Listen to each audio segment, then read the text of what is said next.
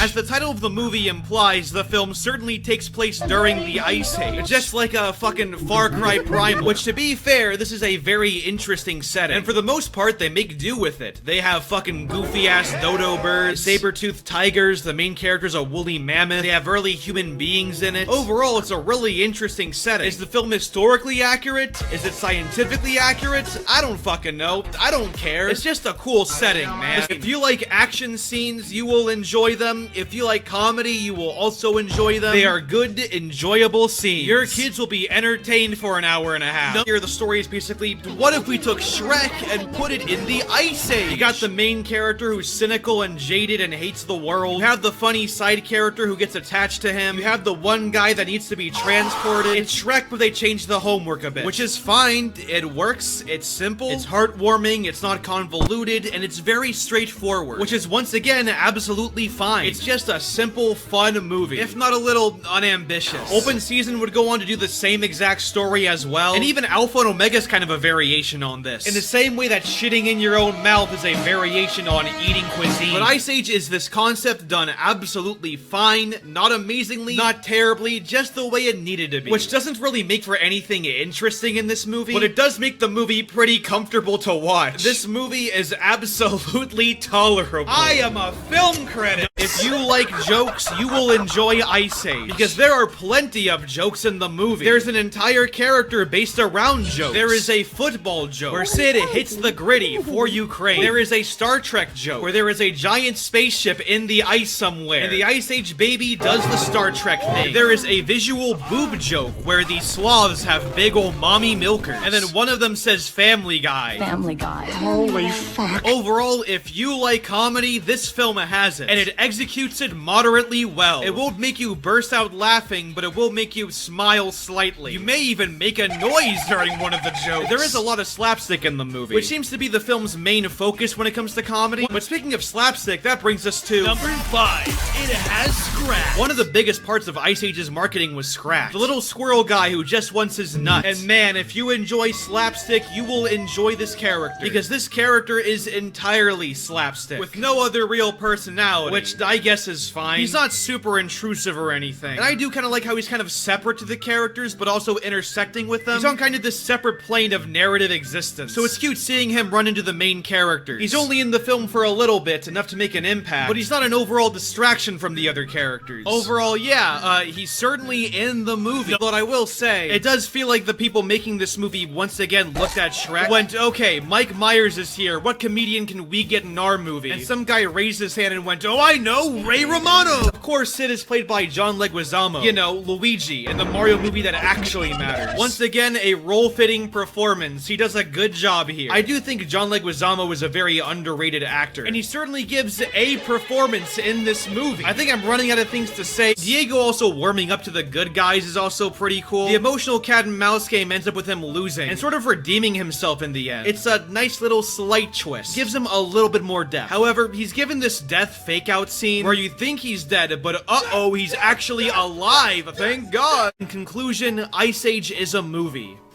Oh, and the fucking Carlos song is in it.